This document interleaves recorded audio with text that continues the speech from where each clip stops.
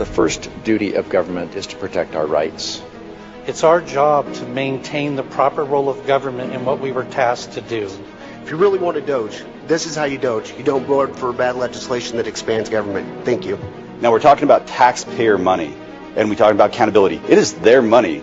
This isn't a government program we're actually spending on. We're actually giving it back to the people of Idaho. There's other options for making our ballots more secure, such as using watermarks or putting holograms on the ballots.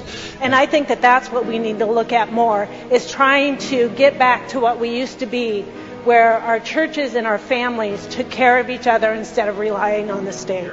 I asked the question rhetorically, if we gave them another $1 billion, they wouldn't be happy. Well, we've given them $2 more billion, and it's not enough. We need to start making Idaho first. We need to start making America first. Other states like Texas and Florida have enacted similar laws to address illegal immigration, both locally and in their communities. And Idaho has the right to protect itself when the federal government has failed to do that. COVID presented us with quite the enigma.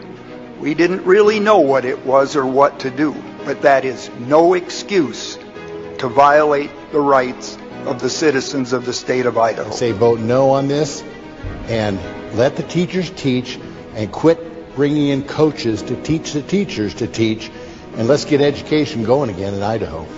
I don't know what's coming after this current administration for the feds, and we need this law because our federal laws on immigration have failed. Mr. President, I think it's incumbent upon us to allow parents to use their hard-earned dollars to provide what's best for their children. If I was looking at a business and I was looking at these figures, there would be heads rolling because this is unsustainable. My concern is that the resilience of Idahoans who believe in self-reliance and self-responsibility will be eroded. We need to be protecting our First Amendment rights, not inventing ways to slowly chip away at them. The First Amendment and our freedom of religion, freedom of speech are our first liberties. They are so important. We don't have the rest without them. Yeah, watch it.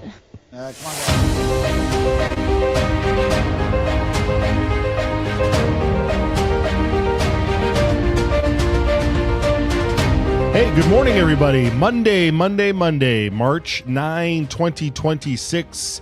Idaho Signal is back on the air. Welcome, everybody. Thank you for joining us. My name is Matt Edwards, and I am thrilled that you are here with us for another week. We've got a special, we've got a lot of stuff to cover today again, because we're in the midst of just trying to gather exactly, get the chess game is afoot, my friends. The game is afoot. And so we're looking at the board here when it comes to a bunch of these immigration bills. This is one of the biggest issues in the country right now, within our country. Obviously, the world has its own big issues that's going on. It's covering that tackling the news and taking over the news. But within our own country, within our own state even, the immigration issue, the ramifications of immigration, illegal immigration, the last 4 years, the last 10 years, the last 25 years of illegal immigration in this country is taking its toll on Idahoans. It's taking its toll on you and me. And just as we saw after the pandemic, when guys and gals stood up and said, I'm going to run for office, I'm going to get involved, I'm going to pay attention, I'm going to watch bills, I'm going to attend city council meetings, I'm going to go to school board meetings, I'm going to get involved, I'm going to spend money, I'm going to start a PAC, I'm going to start an organization, all sorts of things that came out of the pandemic. We are now seeing the ramifications of the 4 years of the huge influx of illegal immigrants to this country, and the amount of people that are starting to get involved. We introduced you to William Mostoller last week when he hit his breaking point. I want to show you a clip real quick of what that looked like. This is Representative Steve Miller out of Twin Falls, who was arguing against these E-Verify bills and imploring the federal government to do something from the top. Folks, as much as you want to give them credit, the agricultural industry, all of the folks at the hospitality industry, everybody who is advocating for, oh, we want the feds to take care of this. This is a federal issue. Illegal immigration is a federal issue. They haven't done enough.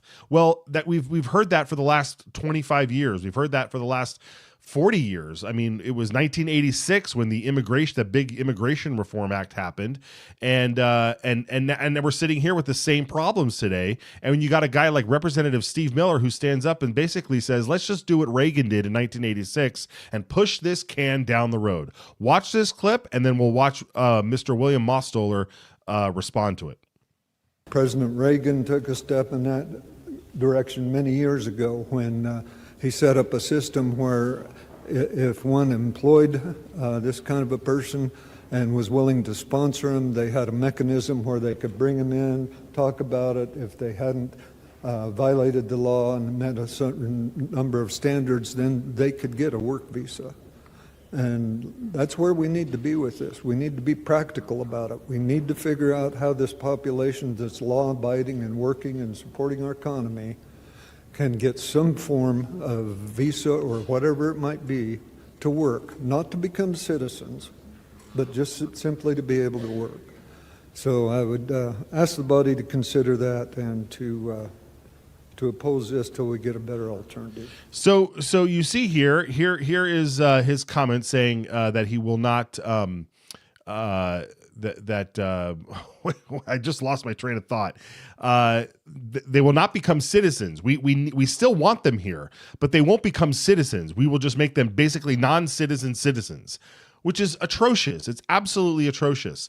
We also have the lobbyman, Stephen Martinez, who lobbies for the construction industry, lay out these apparent revelations that they're admitting openly and outright. Watch this, followed by Mostoller's reaction. Housing at every level. One of the components to affordability is the labor input that we put into the homes. About a third of our workforce is foreign-born. Now, foreign-born could be here legally, illegally, temporarily. It could be, anybody that's here that was not obviously born of this country. And so when I talk about William, he just said right there, a third are foreign-born, which is can be made up of folks who are here illegally. I mean, they're just coming right out and saying it. What is that about? Yeah, they just have no fear. They have no fear because they have too many representatives in the state capitol that they know are going to take the side of, again, the graph go up kind of people.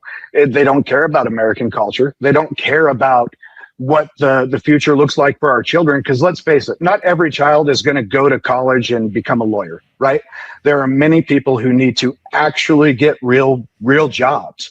And I'll tell you, I've worked in the trades most of my life, since 14 years old, starting out doing foundations in Coeur d'Alene, Idaho. And the money is way better in that job than people think. And it's a very rewarding job to work with your hands and to work with people and everything. I mean, you've probably been on a construction site. You go in there, usually there's music playing, guys are joking. It's actually a pretty damn good time compared to sitting in an office and having to watch your P's and Q's. But when he says 1/3, I'm sorry, but that's not true. I would say it's half or more are illegal or some sort of immigrant working in this industry, at least in the Magic Valley. The change here over the last 2 years especially is mind-boggling. This is nothing like the place I grew up in. It's folks. I mean, I'm telling you, this guy. This is the ramification. This is what's happening. 4 years ago, we had folks stepping up to the plate because of the pandemic. Then you had, but during that time, you had unfettered access at our borders. You had millions of people. You saw the footage. Millions of people coming up through Central America, riding the tops of trains. Okay, making their way to the border. And it is now having a huge effect, especially in that gentleman's city in Twin Falls, right? And it's not just about the jobs. He points out it's about the culture, the future of our children. Not everybody is going to grow up to be a lawyer or a doctor. And these jobs are well-paying jobs, and they're rewarding. These are all the things that he says that are absolutely right. And because of this, you are now seeing guys like him stand up. A decorated injured Marine with 6 kids who's been working in the trades all his life, born in Coeur d'Alene, now lives in, or raised in Coeur d'Alene and now lives in Twin Falls. Right? This is it, folks. You guys are stepping up, and I commend you folks like this. All right, I have another clip here I want to show you just to remind you where we're at right now, because these folks are they're talking out of both sides of their mouths, right? On one hand, they say we don't hire illegal aliens, we don't hire illegals, we pay for the process. We have to go through the H2A system. We have to pay for their travel. We have to pay for their lodging. We have to pay for all of these things. It costs so much money to hire these people because no one else wants to do these jobs. And it costs us tons of money to do this. Yet when we say, okay, well, how about we just crack down on the folks that are doing it illegally? Oh, you can't do that. You can't harm that. The whole industry will fall. Well, which is it? Which is it? You got Stephanie Mickelson saying there isn't one person here that hasn't been touched by an illegal immigrant. Well, thank you very much. Here's Representative Kyle Harris questioning the current dairyman lobbyist. Harris. Yeah, thank you, Mr. Chair, Mr. Narrabout. So while we're sitting in limbo waiting for the federal government to act, and arguably this bill doesn't have anything to do with immigration, it just has to do with enforcing laws in this country that we have that prevent you from hiring illegal immigrants. So while we're waiting in limbo for the federal government to do something, are we supposed to continue to allow people like the dairy industry to just flagrantly break the law? Mr. Narrabout. Chairman Wheeler, Representative Harris. First, I'd like to correct the record that our dairymen do not flagrantly break the law. We complete I-9 forms just like every other employer, and we don't believe it should be on the employer to verify legal status of an individual in country. That should fall on the government, not an employer. Secondly, I would point towards in the transcript of the interview I referred to with President Trump, he was bluntly asked the question, do you feel like ag workers and those in critical industries should remain in country, and have you asked your agencies to limit their enforcement? And he bluntly answered, yes, I have. So I would suggest we follow President Trump's lead, allow him the space to work on this, and allow there to be a federal fix come forward. Follow up. Follow up, Representative Harris. Thank you, Mr. Chair. So does the dairy, ag, any construction industry across the state in Idaho, but speaking to dairy specifically because that's who you represent, do they knowingly employ illegal immigrants in the state of Idaho? Mr. Narrabout. Mr. Chairman, Representative Harris, no, we do not knowingly hire undocumented or unauthorized individuals in the state. The chuckle. Oh, the chuckle. The Harris chuckle. I mean, it is a joke. It is an absolute joke. These people. So this is the fight we're in, folks. This is the fight we're in. And at the tip of the spear is Secure Idaho. It's Michael Angeletta and his team. Michael joins me now. Michael, good Monday to you. Boy, what a week it ended on, and the weekend was even filled with even more surprising news as you know, text messages and emails and phone calls went out back and forth.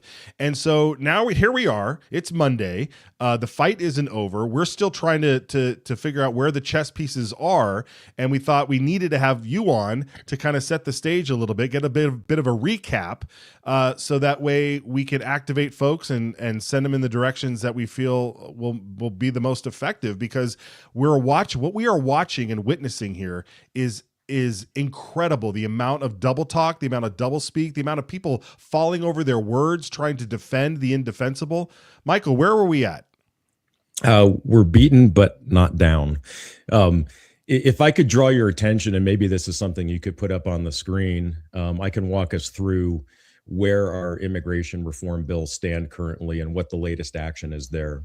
So if we go to Idaho Immigration Watch's bill tracker, we're going to be able to see the status of those bills. And in summary, we've got about 8 bills we support. There's one that's neutral, and then there's one we oppose. And the one we oppose, we call the fake E-Verify bill. So for the 8 that we support, the meaningful immigration reform, 5 are close to dead. 3 of those are lacking a hearing in Senate State Affairs, which is, of course, chaired by Senator Guthrie. And we're still fighting for getting a hearing. I've been told that Guthrie intends not to give them a hearing.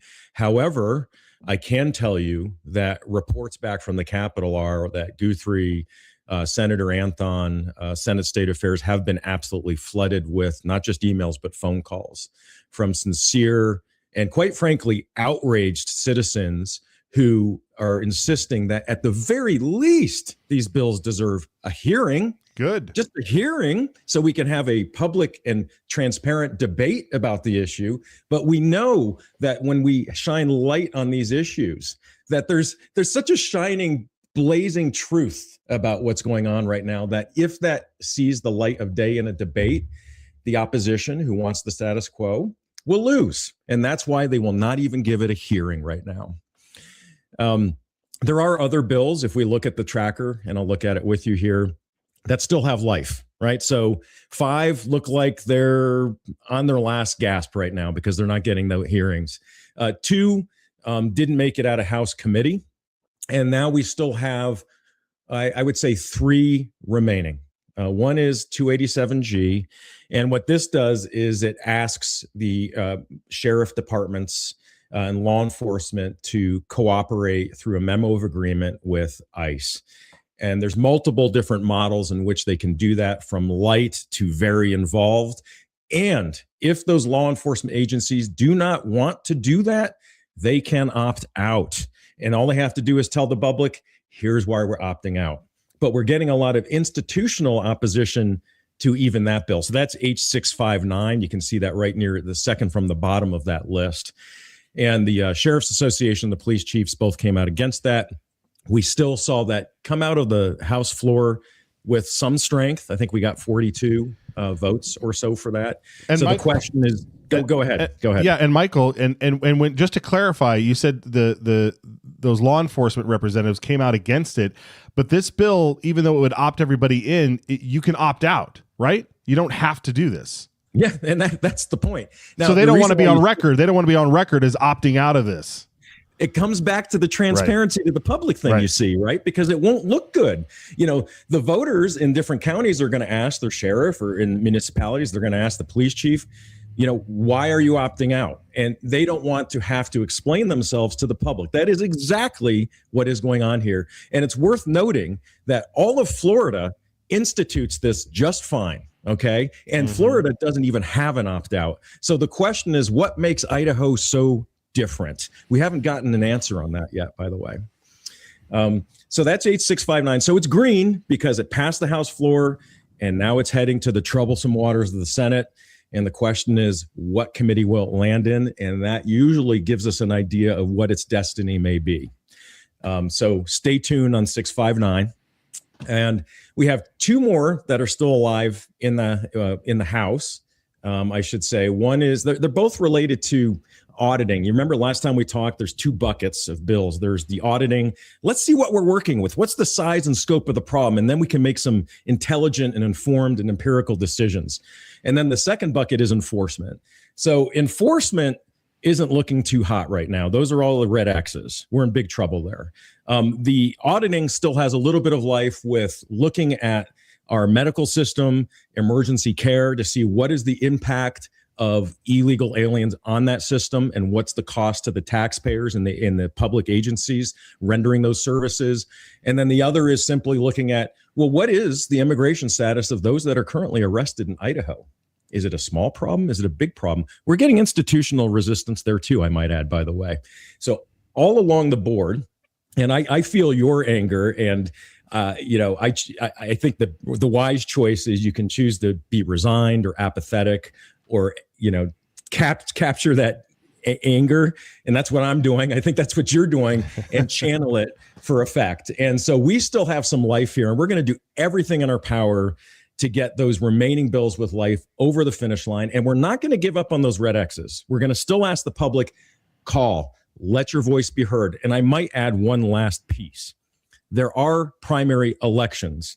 And I I'm trying to stay out of electoral politics, but I absolutely can't in this case. And here, Senator Guthrie, who is blocking hearings for the public to actually watch the debate, he has a primary challenger. And I encourage anybody in the public, go look at that race. And Matt, you might know what the district is. I don't have it in front of me, but everybody should take a look at it and maybe consider supporting his opponent so we can affect some real change.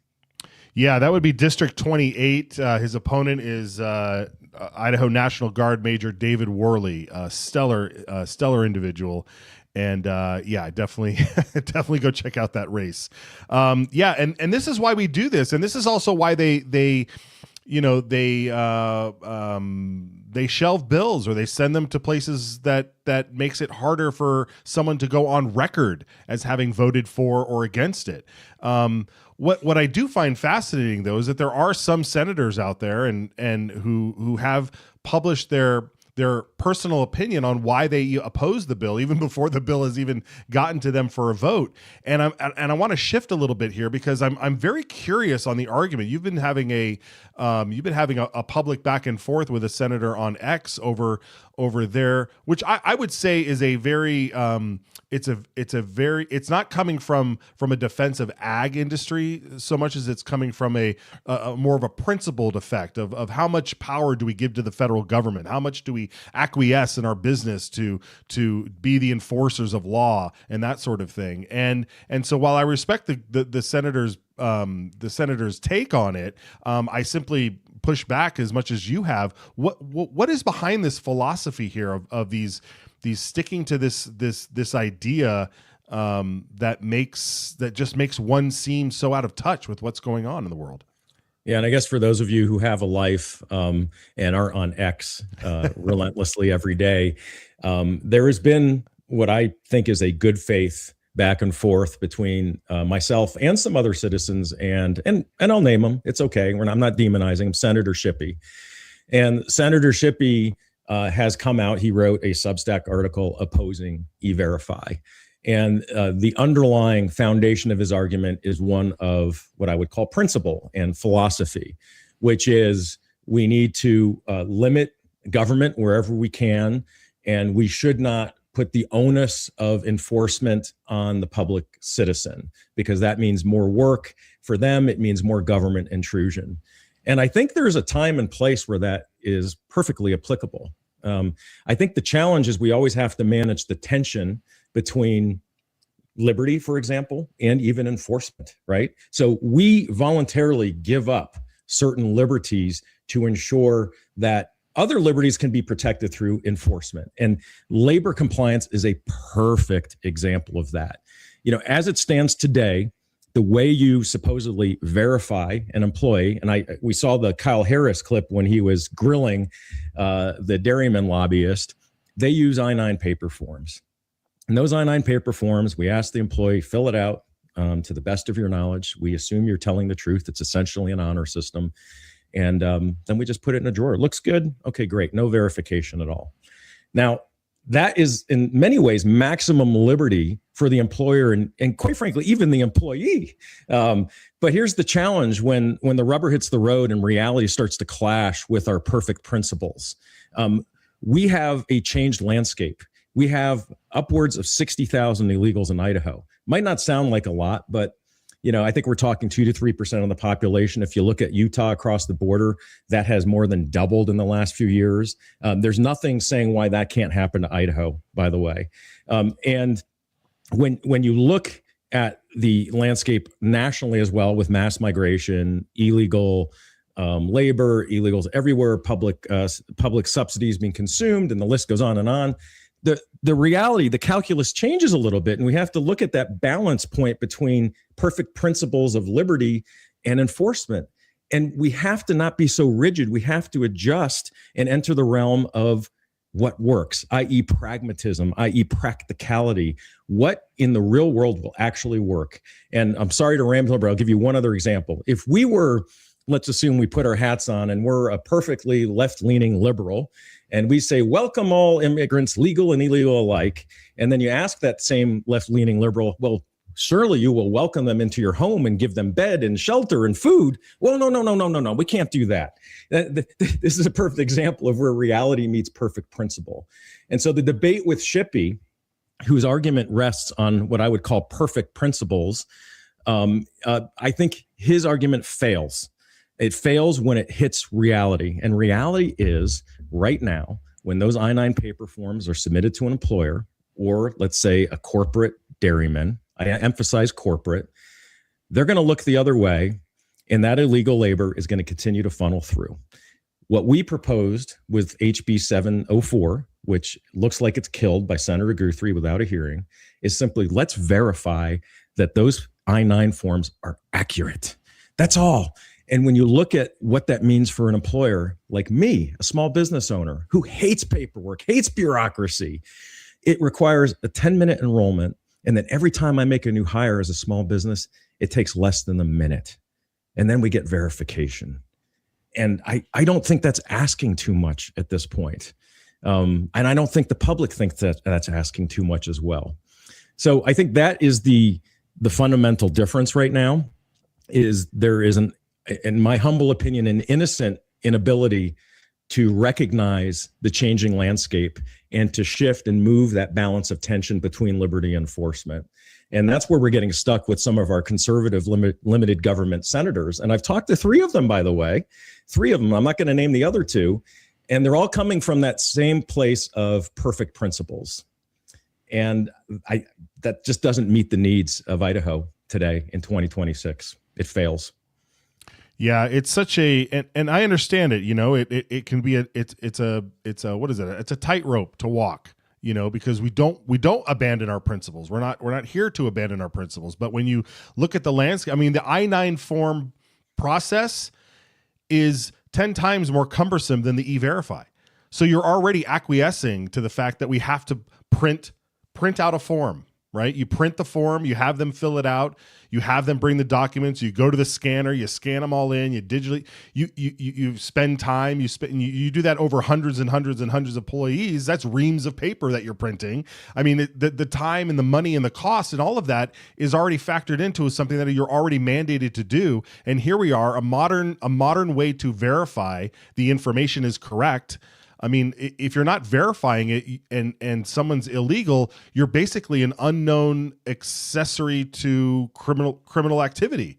And what kind of society is that? What kind of principle says that we should make people be an unknowingly accessory to crime? I don't understand how that bucks up against principle. I don't. And that's the key facet with E-Verify. It gives employers safe harbor, meaning when you use E-Verify as an employer, you're no longer liable. So if that employee decided to break the law and steal a social security number or fake identity, you as an employer are not liable anymore because you've used E-Verify. I think that's a very important point. Yep. So here we are. Yeah. Well, we're about to let our audience know. I mean, look, we were part of the campaign to get, all those emails and reach out to the committee. And I feel like the time is necessary to amp it up a little bit. So we're going to say, let's direct our attention now to the leader of the Senate, Senator Kelly Anthon, the pro tem of the Senate. We have a graphic here and we have an email link, and it's email.citizensallianceidaho.org/Anthon. And when you send that email, it'll open up your email client, and it already says in there, when what we're asking him to do is to either reroute these bills to a different committee, or replace Guthrie as chairman and find somebody else who will step in and stop holding back bills that are passed by the House. It is so disrespectful to me, Michael, that these bills get passed by the House, they get debated, and then they get drawered. They don't even get a hearing. We just want to, like you said, we just want a hearing right now. Now it's just one man saying, no, I don't care what the House did. I'm drawing this. Like it's the hubris. It's so disrespectful, and we see it time and time and again. Now, do we see this happen with a lot of bills that come through that may not have that huge significance, sure. But we're talking about an issue, like you've mentioned before, it's like an 80-20 issue, and it's the issue of our time. It's the issue of 4 years ago, the issue of our time was dealing with the pandemic tyranny. And then we had 4 years of millions of people crossing the border. This is the issue of our time right now inside the country. It is the issue of our time. And the reason why for our group, Secure Idaho, we chose this issue is the same reason why we chose to fight ranked choice voting, which is there's a public mandate. In the case of ranked choice voting, there's a public mandate to keep our electoral system as is because it works. And right now, currently, the public mandate, 70, some polls, 80+% of Americans and Idahoans want meaningful action on illegal immigration, and they're not getting it from Boise right now. They're not getting it. So we, as citizens, we have to build awareness. And the thing is, we're in Idaho. This isn't Washington, D.C. For many of us, we don't feel like we can really affect any change in D.C. The same exact dynamic applies to D.C., by the way.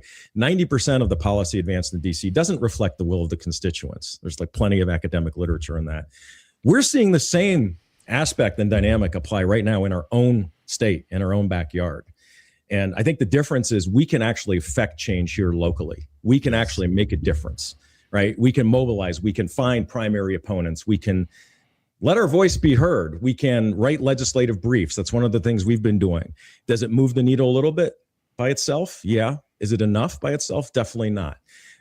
That's why all of us have to kind of stay cohesive and collaborate. And even after this session, whatever happens, if they're all red X's or we get 1 or 2 greens out of 8, obviously that's not good enough. We have to play the long game as well. And I want to let your audience know we're here to play the long game. We're not going to be here in one session, then disappear. We're going to double and triple down on this issue.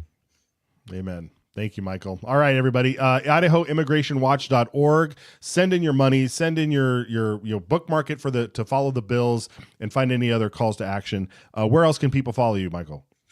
As usual, for those of you who have the spare time, come on over to X and watch the fun debates we're having with senators and other legislators. And you can find us at Secure Idaho on X. If you want the more volatile stuff, you can just follow me on X as well. But that's how you can stay appraised of daily progress and what's going on in this important issue. Excellent. All right, Mike, thank you so much. We'll see you next time. Yeah. Okay, folks. Boy, what a tiresome thing, but you got to keep moving. See, they won't ever quit. They just want the status quo. The status quo, they just sit there and say, no. And it's up to you to push through. So folks, right before we go to break, we're going to go to a break, but here it is. That's the QR code. It'll open up your email. All you have to do is you can rewrite the email if you want, do whatever you want, but I encourage you, scan that QR code, type in email.citizensallianceidaho.org/Anthon. Send the Senate leader, Kelly Anthon. Tell him, get these bills heard or remove Guthrie. That is what we need right now. We'll take a short break and we will be right back.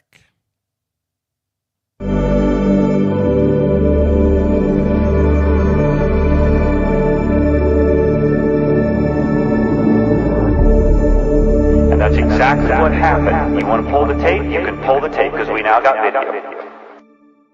Idaho's Republican governor signed the bill to reduce her income tax rate, but Jim Guthrie voted against it. Our governor signed the Idaho Medical Freedom Act, but Jim Guthrie voted against it. Our governor signed the school choice bill, but Jim Guthrie voted against it. Our governor signed bills ending taxpayer-funded soda and junk food, removing DEI from our universities, and outlawing pride flags being flown on government property. And Senator Jim Guthrie voted against all of it. Who does Jim Guthrie really represent? Because it certainly isn't you. Paid for by Citizens Alliance of Idaho.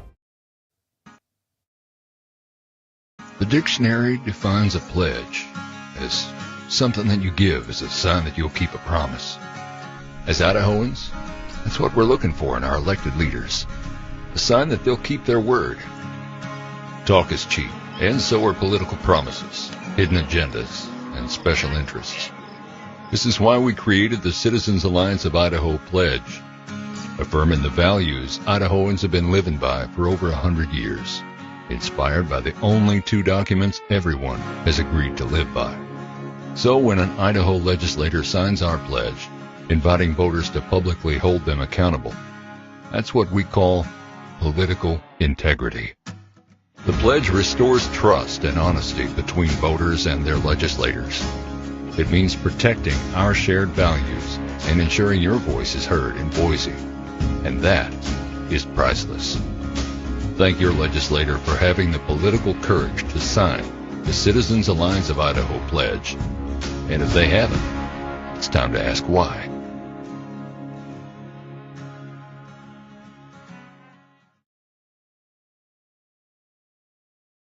Jim Guthrie ad that we've been playing.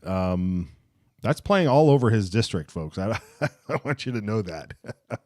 We've got that thing playing all over the district. It is playing. If you're watching, one of those streaming services, it's going to pop up there. If you're clicking on YouTube, it's going to pop up there. If you're playing Candy Crush, it'll probably pop up there. It's everywhere, folks. It's everywhere. So I hear. So I hear. Okay. I haven't been paying attention. Is Brian Allman around? Is Brian Allman in the house today? Where's Brian Allman? There he is. I'm here. You're here. Brian, it's been a fun weekend. It was I'm just like, I mean, I don't know if you saw the stuff earlier there with Michael, but I mean, it's the same song and dance. It's just sometimes the characters are a little bit different. Sometimes the dialogue is a little bit different, but here we are once again looking at the Senate State Affairs Committee, wondering how do we pound through this door? Right. When I first started getting involved in Idaho politics, it was 6-7 years ago, and Senate State Affairs, I believe, was chaired at that time by Senator Patty Ann Lodge. Who she, of course, in 2022 endorsed the Democrat who was running against Raul Labrador for Attorney General. So that shows, where her loyalties lie. And she did that too. She bought good bill after good bill. And so when she retired, Senator Jim Guthrie comes in and takes over. And even through a change of leadership, remember the Senate pro tem at the time was Chuck Winder, who lost his primary in 2024, and Senator Kelly Anthon was elevated. And I have to say, I like a lot of what Senator Anthon has been doing. He's made sure that some good bills got through, like last year's mask mandate bill and several others. But it's just so frustrating to watch him and Guthrie do this little song and dance, like you said, where we take this bill that passed in House Juden Rules, or take this bill that passed in the House Business Committee or the House Local Government Committee, but it's all going to go to Senate State Affairs, where wink, wink. We'll see what happens. Well, we know what's going to happen. It's going to get thrown in the drawer because Senator Guthrie doesn't seem to care about giving an up or down vote on these things. He seems content with his role as the hatchet man to kill bills that pass the House with 40, 50, 60 votes without even a single vote in the Senate committee. And it's incredibly frustrating. And, I really hope that David Worley is able to win his race, because that would be perhaps the one biggest thing that would change the entire culture of this legislature, where, these good bills pass the House and then go over to die in the Senate. Yes, and you're putting such beautiful points on that. We got to make sure we clip that entire thing out there and share that far and wide, Brian. Thank you for that, because the biggest thing that these people should know, that Senator Anthon should know, that Senator Guthrie should know, and everybody else in the Senate should know, is that you do this hard enough, we are coming after your seat. Chuck Winder is a perfect example. I mean, he was the leader of the Senate, and he got knocked out by a first-time challenger. It wasn't somebody who's been going after his seat. It was a first-time challenger, a young family man, former military, former Boise PD, went after his seat and knocked him out. That's Senator Josh Kaiser, because of these shenanigans. And now you have Senator Guthrie in there, and like we said, people are going after him hard. So don't think that people are immune to their to being defeated in their election. Like it's going to happen. It's going to happen. We are coming after your seat. It is going to happen. Get with the program. You thought we would get with the program. And when Chuck Winder lost his seat, there was, like you said, there was a new opportunity for new leadership in the Senate. But for some reason, there were many people behind the scenes that thought Senator Doug Econowitz was going to get the pro tem seat, because there were enough conservatives. He had built up enough trust within the Senate that he was going to get that seat. And I was told that there were some people that promised that they would vote for Doug, and it ended up voting for Kelly Anthon. And now we have this bull BS going on, right? So don't mistake. Don't think we're naive out here. We don't know what's going on. We know exactly what's going on, and that's why we are fighting so hard. So let's put up that graphic once again. Senator Kelly Anthon, God bless you, nice man, really nice guy, like him. Get with the program. Get with the program. Folks, email.citizensallianceidaho.org/Anthon. Send him an email. Tell him to step up to the plate, get these bills rerouted, or replace Guthrie. I don't care. I don't care how it's done. Procedure, tradition, blah, blah, blah, blah, blah. That's what got us into this mess. Isn't that right, Brian? Procedure and tradition. Oh, it's been a tradition that we don't verify illegals. We just take their paperwork at face value. That's tradition, right, Brian? Yeah, I mean, as we went over last week, it's been the law of the land ever since 1986, President Reagan's Immigration and Control Act, that you're not allowed to hire illegal aliens. It is against the law. You have to have authorization to work here or be a citizen. But for a long time, businesses, especially in certain industries like agriculture, have just been winking at that, saying, yeah. Well, we'll take their paperwork, which is probably fraudulent. We won't check it. We don't want to do that. You want us to check it? No. We can't do that. That would destroy our workforce. And yeah, on the Senate side, it's the same thing. I don't know if it was mentioned during your talk with Michael. House Bill 659, the one requiring the 287G agreements, or an explanation as to why they can't do it. It was read across the desk just a few minutes ago and is in Senate State Affairs. So no matter where they come from, they're being routed through this one committee where you have a hatchet man who is willing to take the slings and arrows. We're told that he's been getting his phone calls flooded with calls to hear these bills, and he doesn't care. Yep. He doesn't care, folks. He doesn't care. This is his world. This is Guthrie's world, folks. Isn't this the same guy that got caught with some sort of sex toy and cheating on his wife? Did that happen too? I mean, look, guys. This guy's messing with our livelihoods. This guy's messing with. We had William Mostoller on here talking about just one anecdotal story. I'm appalled. I'm appalled that people keep electing this Yahoo.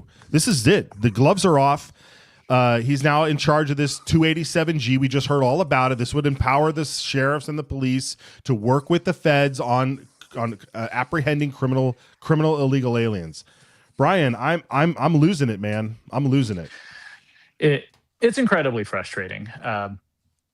And yeah, that's why I say I think the best thing to happen to the Senate would be for Mr. Worley to win his race and announce this guy. And as we've seen in the past, like you just said, it's not without precedent. Just because you're a committee chair, just because you're the pro tem, does not mean you are invulnerable.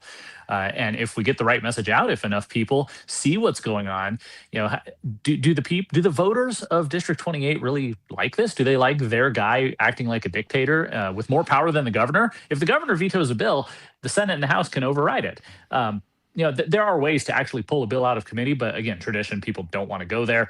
So he can effectively stop legislation. Even if 60 members, even if 70 people, if the entire House were to pass something, a committee chair could just throw it in his drawer and just not schedule a hearing. So, and maybe he's protecting the governor. Maybe the governor has a lot of pressure to not make this thing happen in Idaho, and the governor is in good favor with President Trump right now. And if he were to veto this kind of bill, what kind of message would that send to the Trump administration? What kind of message would that send to the rest of Idaho?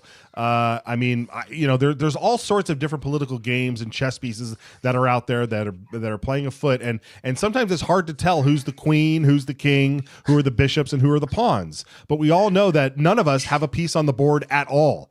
And it's time that somebody just uprights the table. Yeah, you mentioned the political games, and that's exactly what happens. You have chairs who will hold bills in their drawers so that their members don't have to go on record voting against them, because that would look bad to their constituents. So, again, that's why I say Senator Guthrie is happy to play the role of hatchet man and take the slings and arrows. Who is he protecting? Protecting other people on Senate State Affairs, protecting other people in the Senate, protecting the pro tem, protecting the governor from having to sign the bill. But also, you wonder how many people on the House side they actually voted for 704 and 700. Having been given assurances, don't worry, this won't go. You can go to your constituents and say, yeah, I supported this tough immigration enforcement, and the Senate just wouldn't do it. So, Sorry, bummer. Yep. Yep. And I'm also wondering here if it's like, what is the incentive? Like we look at Congress and we understand that the incentive in Congress to keep going back there for many folks is the fact that, insider trading, right? The Nancy Pelosi effect where you get rich. I mean, I don't know a single, well, maybe there's a couple like, what was his name? Matt Gaetz or somebody who went there and never took any PAC money, never got rich or whatever off of being in office. I mean, you don't need to fact check me on that. I'm just trying to get to the major point, which is most people, when they go to Congress, they like keeping going back because it's a full-time job. They're getting paid over six figures.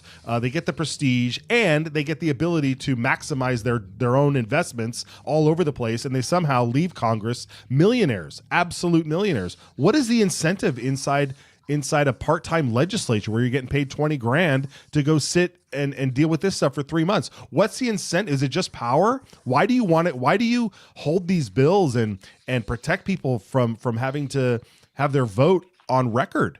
What's the incentive of keep going back there? I mean, most of the good folks I know don't want to keep coming back there, but they feel like they're compelled to. They have to.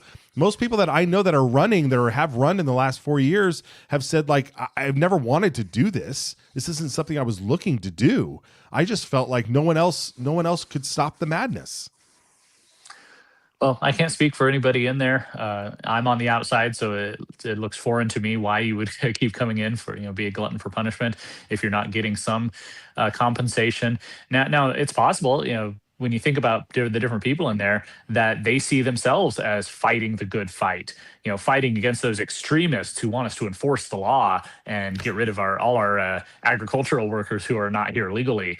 We got to stop them, otherwise it's going to destroy the whole state. And I'm proud to stand up and do that. Maybe that's just the case. They see themselves as being on the right side of history. They're one of the good guys fighting against the bad guys. All right. Well, I'm just I'm just appalled again now by this 287 bill. What was the bill number on that one again? 659. 659. So there you hear it, folks. Brian just said it. House Bill 659 is now also in the Senate State Affairs Committee. Maybe we should have just redone this call to action about these two bills. It's all the immigration bills, folks. It's all the immigration bills. We have one that what the fake E-Verify bill. That one is still alive technically, right? It's on that one. That one passed the Senate, didn't it? And now it's waiting for a House committee. Yeah, which it may or may not get a hearing over there, but maybe they'll pass it maybe they'll give it a hearing knowing that it'll be the only thing that comes out of it. But the rest of these bills, they won't even let us count how many illegals are in the hospitals or in the schools. They don't even want that. Yeah. They say it's not happening, and then they say it's happening and it's a good thing, and then they say you're not allowed to question or criticize it. The worst part about it is that there was a bill last year to create a state-level crime for illegal reentry, and I thought it was fine. It's adding maybe another layer of immigration law enforcement. It was fairly non-controversial. I mean, the Democrats debated against it, I think. But now you have these candidates, the Guthries and Mickelsons of the world, who are going out and sending out text messages to their voters saying, this, Senator Jim Guthrie, Representative Stephanie Mickelson stood up for immigration enforcement to stop the flow of illegals and fentanyl and, enforce the law because they voted for this one bill. And of course, that's how it works. They vote for the really weak bill. I mean, if this bad E-Verify bill, the one that only applies to, a small handful of companies that are already doing that anyway, if that were to pass, then, they're going to go to their constituents and say, I did E-Verify. I got it done. Yeah, which brings up a great point that we need to get into here, Brian, which is how these people are voting. Let's bring up the first graphic here on House Bill 704 and House Bill 701. These are 700. These are the folks that voted for and against E-Verify, and then the other bill 700 being penalizing people for knowingly hiring illegals. The crossover here is interesting because you had more people who voted against punishing employers for hiring illegal aliens. They voted for the E-Verify Act, but then they voted against punishing anybody for knowingly hiring. What's this about, Brian? Again, I can't speak for anybody, and it makes me wonder how many people voted for one or both of those bills, knowing that it was going to get killed on the Senate side, thrown into the drawer, and they'd have cover to do that. Because I see those bills as working in tandem. If we're going to say we're going to punish you for knowingly hiring illegals, then the law needs a way for those people to verify that, and that's where the E-Verify comes in. And 700 even specifically says if you do E-Verify, then you're held harmless if as long as you do your due diligence. So it's really strange to do one or the other, and obviously even punishing employers for knowingly hiring illegals is tough if there's no way for them to know if they present fraudulent documentation, and that's the whole point of E-Verify. So, I don't see how somebody votes for one and not the other, because they really work hand in hand to, shut off this magnet that's attracting illegal aliens to come work here. Exactly. So then let's show the next graphic here where we kind of isolate those votes. There's 7 people, 7 representatives who voted for mandatory E-Verify, but then voted against holding employers accountable for hiring illegals. Those folks are Jeff Cornels, District 12, Sean Digert, District 23. It still says Don Hall, but Don Hall has a replacement. Is it Grayson Stone? Stone, yeah. Stone. Grayson Stone out of Twin Falls. And then Pohanka out of, what is that, District 28? 26. District 26. Sauter, District 1, Mark Sauter in District 1. Representative Veely out of District 35, and Representative Wheeler also out of 35. Those 7 individuals voted, again, they voted for E-Verify. They're like, oh, we don't want to get caught not voting for E-Verify, but now you got caught saying you don't want to hold employers accountable. It's like it's almost worse. Yeah, it doesn't make much sense. I'm thinking of each of those districts that those people come from. Representative Sauter from District 1 doesn't make much sense. I don't think there's much illegal labor going on up in North Idaho. You can correct me if I'm wrong there. And then the others outside of Representative Cornels, who's from Nampa. Obviously Nampa does have a large Hispanic population, so maybe there's some considerations there. But the others outside of that are all from rural districts where agriculture is very, very big, and those big ag lobbyists have a lot of power. Yeah, obviously. Obviously. All right, folks. Well, that's fascinating. We'll post these graphics up on X and stuff just so that people can, refresh their memory and know who's voting for and against these things. And you got to hold them accountable. I mean, it's an election year, folks. It's an election year. And I can't stress this enough. Like, elections, voting has consequences. All of this stuff should have consequences. And for some reason, some of these diehard, they won't back down establishment folks aren't getting the message. We are coming after your seat. We are coming after your seat. Folks, I'm going to let Brian, I'm going to tout Citizens Alliance of Idaho here for a little bit, because when we first started out back in 21, we asked every single member of the legislature to sign the Citizens Alliance of Idaho pledge, right? We got 18 folks that first session that we were around in 2022, that session, to sign. So they signed it. And now we're at 42. And that doesn't happen by accident, because most of the current 42 are people who were elected in the elections of 2022 and the elections of 2024. Do you see what I'm getting at, folks? If you're not voting the right way, we will come for your seat. We will come for your seat. That is the whole point of what we do at our organization. And I thank you for supporting. I want to also let you know that the PAC has troops on the ground right now in East Idaho knocking doors, because we are coming for your seat. Yeah, I really love your formulation of give me your vote or give me your seat, because it's, it really appeals to my the pragmatism that I've developed over the past few years. I think people get too attached to keep making people out to be heroes or villains, and I think that skews the way you see things. absolutely do as much as you can with the people who are in office now. Yes. Be pragmatic about that. We're not going to, it's not likely that somebody's going to oust the governor. The pro tem and the speaker, whether you like them or not, they don't have primary opponents, so they're coming back next year. So work with people as much as you can, but then if they start, if they continue to vote against what you're doing or your priorities, then yeah, do everything you can to oust them, or at the very least marginalize them. That's what really changed with the legislature in 2024 is that enough conservatives were elected that it shifted the center of gravity, and we got a lot of good things last year. Well, now they're empire striking back, as they say this year. They're trying to block as many good things as they can. So that's great going into the election. Okay, we now we know who we need to target. Yes. Yep. That's exactly it. All right, Brian, we were paying attention to some of the stuff on the floor. I see the guys have clipped a couple of bills. Should we get people up to speed here? Guys, what do you got up there? I see a few tallies. What can we report to the good folks out there on? No, you don't have something? What's this? What is this? Oh, that was 700 and 704. Just the full screen. Okay. Sorry guys, I thought we had something. We did have some bills going through the floor and the Senate today.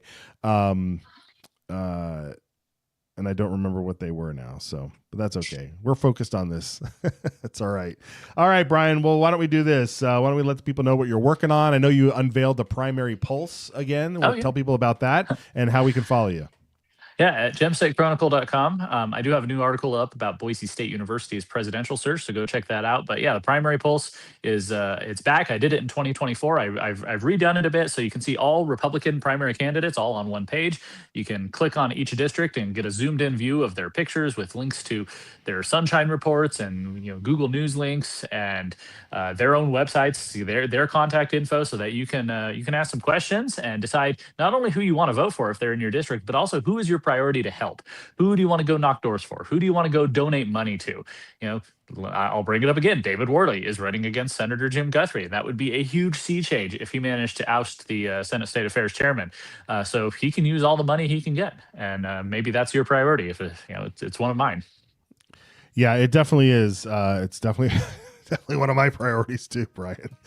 All right, guys. Brian, thanks again, brother. We'll see you tomorrow, and see you tomorrow. We'll see how this continues to roll. Appreciate it, folks. There's a lot of people out there that don't know what time it is. They don't know what time it is, and we unveiled a song over on X. It's on our YouTube channel as well, called "They Don't Know What Time It Is." It's playing in the background right now.